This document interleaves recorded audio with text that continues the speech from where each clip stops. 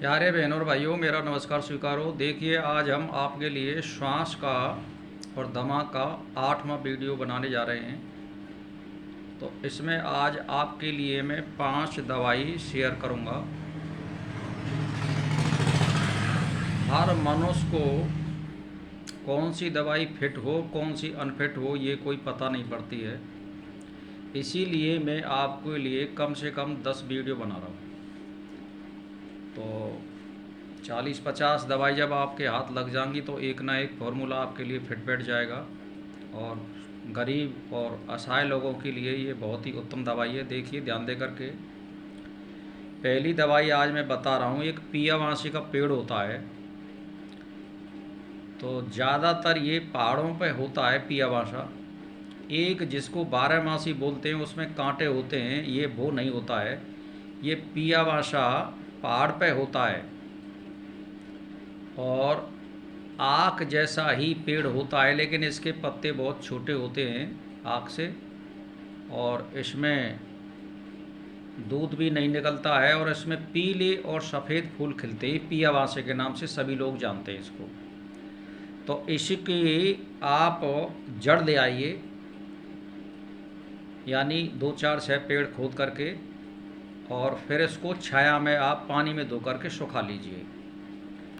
इसके बाद 4 ग्राम के लगभग हर दिन सवेरे खाएं, यानी ताज़ा पानी से। और केवल आपको 4 माह से हर दिन सवेरे ही खाएं इसको, शाम को नहीं लेनी है। और 1-1.5 घंटे तक आप कुछ भी ना खाएं। तो अगर दमा श्वास का रोग हो तो उसको सांस को भी आप ले सकते हो। सोते समय लें और ताज़ा पानी या गुनगुने पानी से लें। 4 ग्राम 4 ग्राम का मतलब है लगभग 2 चुटकी। यूँ मान के चलिए, जिस तरह से यूँ ले लेते हैं भर के, ऐसे 2 चुटकी ले लो, 4 ग्राम हो जाएगा। एक दवाई तो ये रही। दूसरी दवाई आपके लिए बता रहा हूँ, एक मंदार यानी आक का पेड़ होता है, आप सभी जानते हैं, जिसको मैं अभी नाम ले रहा था। जंगल में मिलता है ये, सभी लोग इसको जानते हैं। इसको मंदार भी बोलते हैं और कल्प वृक्ष भी बोलते हैं। तो इसकी जड़ ले आइए आप, और इस जड़ में से 3 तोला लीजिए, यानी 30 ग्राम। और अजमान 2 तोला, यानी 20 ग्राम। और गुड़ 50 ग्राम।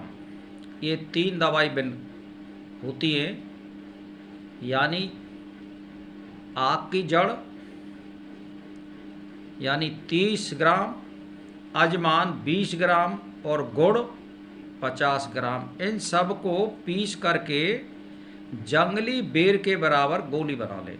जैसे मान के चलिए, मदार की जो जड़ होती है, आक की जड़ और अजमान, इन दोनों को कूट पीस करके चूरन बना लो, और उसमें गुड़ 50 ग्राम, ये दवाई हो गई। 50 ग्राम गुड़ मिला लिया तो इसकी जंगली बेर के बराबर गोली बना लो आप। और हर दिन सवेरे 2 गोली, यानी ताज़ा या गुनगुने पानी से आप ले सकते हैं, और ऐसे ही शाम को ले सकते हैं खाना खाने के बाद। तो ये दूसरी दवाई हो गई। और इसको आप फ़ायदा हो तो आप 90 दिनों तक इसको लीजिए। विशेष तौर से आपके लिए फ़ायदा करेगी और रोग सही हो जाएगा। फिर है, देखिए मैं आपके लिए एक बात फिर भी बता रहा हूँ कि ज़्यादातर ये दवाइयाँ जो होती हैं श्वास की, लंबी चलाओगे तभी इसमें फ़ायदा होता है। 2-4-6 दिन से इसमें फ़ायदा नहीं हुआ। कम से कम दवाई को 1 सप्ताह तो आजमा करके देखें। और मेरी तो आजमाई भैया, मैं आपके लिए तभी बता रहा हूँ। अब आती है तीसरी दवाई। 12 सिंगा जो होता है, उसका सींग आप पंसारी से ले आइए, 12 सिंगे का सींग, और इसको जलाकर राख कर लो।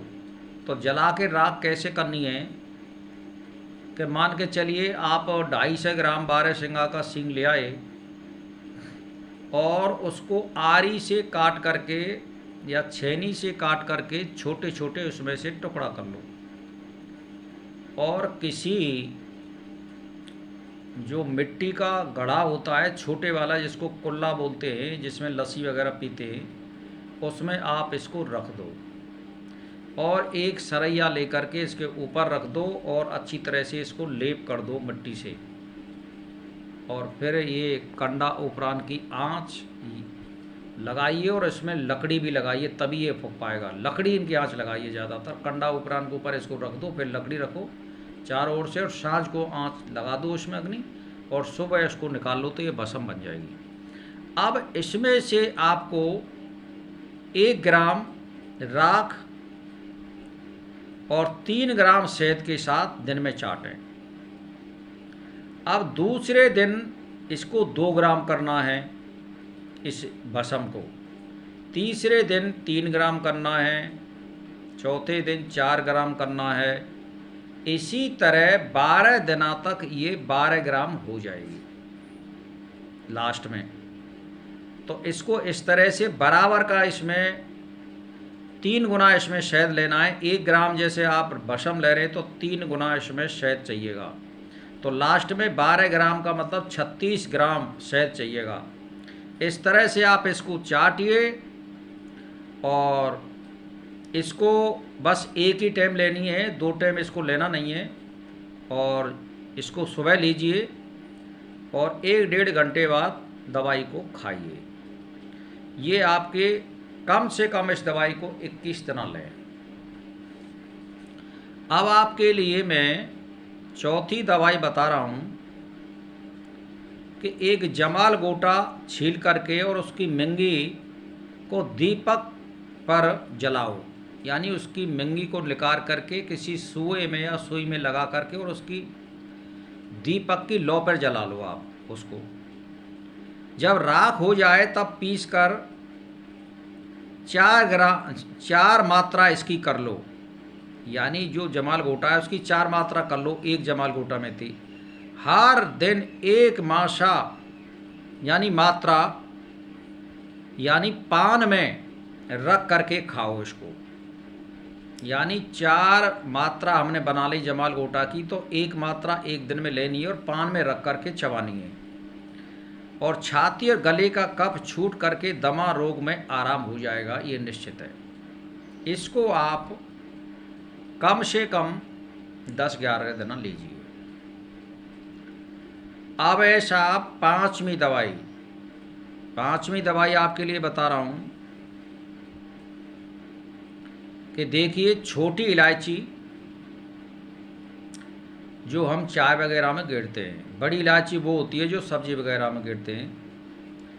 तो इसको 1 ग्राम लीजिए, उसके बीज मतलब इलायची के बीज 1 ग्राम और माल कांगनी 1 ग्राम, दोनों को बिना चबाए ही निगल जाने से 11 दिन में दमा आराम हो जाता है। ये पांचवी दवाई है, बहुत ही सस्ती और सटीक और कोई लाग लपेट नहीं है इनमें। तो इसको आप 11 दिन लीजिए। छोटी इलायची के बीज 1 ग्राम और माल कांगनी 1 ग्राम, इन दोनों को बिना चबाए ही निगल जाओ, यानी ताज़ा पानी से सुबह लेटरिन वेटरिन करने के बाद और फिर 1-1.5 घंटा तक आप कुछ मत लो। उसके बाद आपको कोई ठंडी चीज़, इन सभी चीज़ों में परहेज है। सांस की दवाइयों में परहेज होता है, ये ध्यान दे लो आप। ठंडी चीज़ों को आप कुछ भी मत लीजिए, कठाई वगैरह या पकवान वगैरह। तो बस इसी के साथ मेरा नमस्कार स्वीकार हो।